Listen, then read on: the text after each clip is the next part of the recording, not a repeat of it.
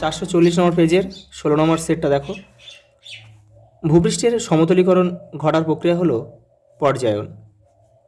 শিলাময় মরুভূমি কী নামে পরিচিত? হামাদা। কোন পদ্ধতিতে বায়ুমণ্ডল সর্বাধিক উত্তপ্ত হয়? বিকিরণ। পরেরটা দেখো। স্থলবায়ুর বেগ সর্বাধিক হয় ভোরবেলা। আর সমুদ্রবায়ুর সর্বাধিক বেগ কখন হয়? সন্ধ্যাবেলা। পরেরটা দেখো। এটা 4.5 হবে না, এটা 1.5 হবে। দেখো, কোন সমুদ্র স্রোতটি 3টি মহাসাগরেই দেখা যায়? এটা হবে নিরক্ষীয় সমুদ্র স্রোত। কোন অবস্থায় পৃথিবী ও চাঁদের দূরত্ব সবচেয়ে কম হয়? এটা হবে পেইজি। তেজস্ক্রিয় বর্জ্যের প্রধান উৎসস্থল হচ্ছে পারমাণবিক বিদ্যুৎ কেন্দ্র। পরেরটা দেখো। ভারতের প্রমাণ দ্রাঘিমা রেখা কোন শহরের উপর দিয়ে বিস্তৃত? এটা হবে এলাহাবাদ। পরেরটা দেখো। বিন্ধ্য পর্বত কি জাতীয় পর্বত? স্তূপ পর্বত। 10টা দেখো। ভারতের উত্তর অংশে কোন তাপমণ্ডলের অন্তর্গত? এটা হবে নাতিশীতোষ্ণ তাপমণ্ডলের অন্তর্গত। ভারতের প্রধান খারিফ শস্য কোনটা? ধান। কোন শিল্পে অনুসারী শিল্পের প্রাধান্য খুব বেশি? পেট্রোরসায়ন।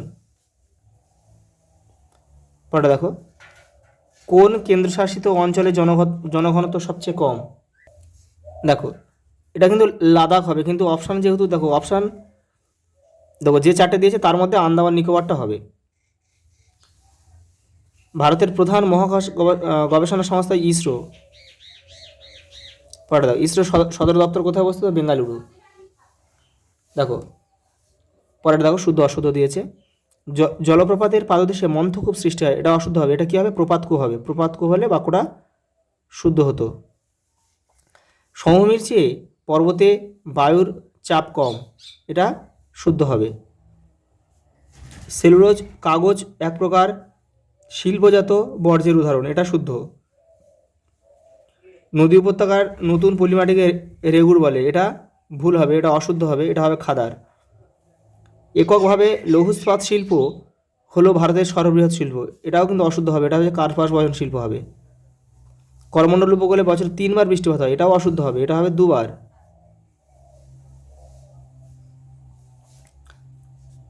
উপগ্রহ চিত্র হলো এক ধরনের মানচিত্র, এটা হচ্ছে অশুদ্ধ হবে, এটা হবে আলোকচিত্র হবে।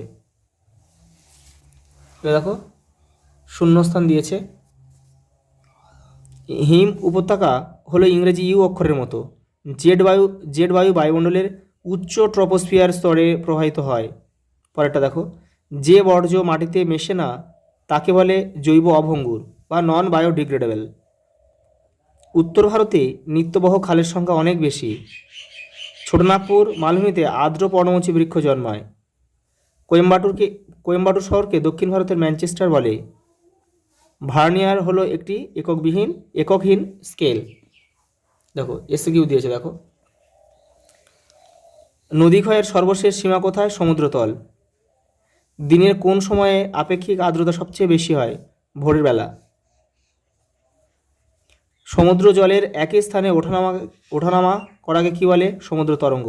আর অনুভূমিকভাবে সমুদ্র স্রোত যাওয়াকে সেটা কিন্তু সমুদ্র স্রোত বলে। কচ্ছ শব্দের অর্থ কি? জলময় দেশ। ঝুম চাষ ভারতের কোন অঞ্চলে বেশি দেখা যায়? উত্তর পূর্ব ভারতে। ভারতের প্রধানত কোন প্রকার গমের চাষ বেশি হয়? শীতকালীন গম। ভারতের দীর্ঘতম রেলপথ হচ্ছে উত্তর রেল, যার সদর দপ্তর হচ্ছে দিল্লিতে অবস্থিত। ভারতের মহাকাশ গবেষণা সংস্থার নাম হচ্ছে ISRO, Indian space research organisation, যার সদর দপ্তর বেঙ্গালুরুতে অবস্থিত।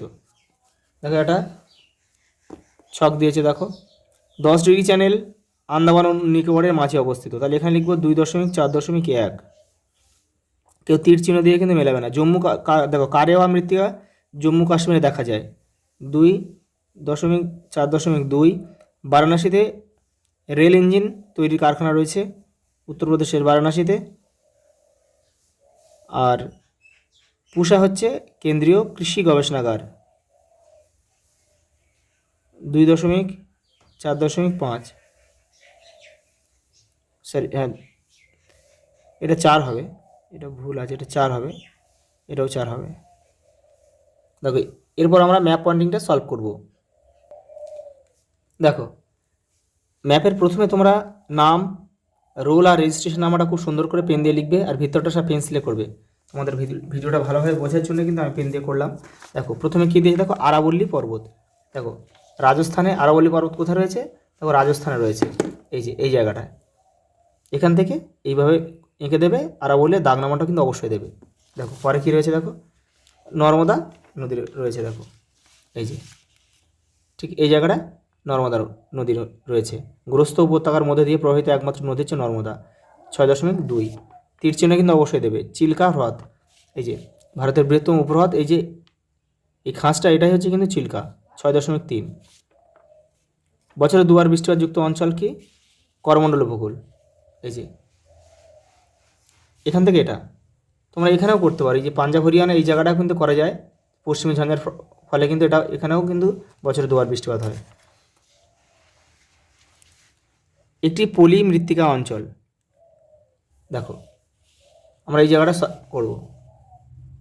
এই যে উত্তরপ্রদেশ, বিহার, পশ্চিমবঙ্গের উপরের দিকটা কিন্তু পলি মৃত্তিকা অঞ্চল, 6.5। পরেরটা কী রয়েছে, হিমালয় পার্বত্য উদ্ভিদ অঞ্চল, এই যে এগুলো হিমালয় পর্বতের, এগুলো সব এগুলো করা যায়, এপারেও করা যায়, কিন্তু এদিকটাও করা যায়। আমি এপারটাই আমি করেছি। দেখো হিমালয় পার্বত্য উদ্ভিদ অঞ্চল, 6.6। পরেরটা দেখো, দক্ষিণ ভারতে একটি কফি উৎপাদক অঞ্চল, বহুবার কিন্তু এসেছে বহু সেটে। এই যে এই জায়গাটা যে দক্ষিণ ভারতের কফি উৎপাদক অঞ্চল, কর্ণাটক, তামিলনাড়ু আর কেরল মিলেই কিন্তু গড়ে উঠেছে এটা। দেখো পরেরটা রয়েছে, উত্তর পূর্ব ভারতের একটি পেট্রো রসায়ন শিল্পকেন্দ্র। দেখো এটা কিন্তু এটা পূর্ব ভারতের বললে আমরা কিন্তু হলদিয়া করতে পারি না। উত্তর পূর্ব ভারতের একমাত্র পেট্রো রসায়ন কেন্দ্র হচ্ছে অসমের বঙ্গাইগাঁও।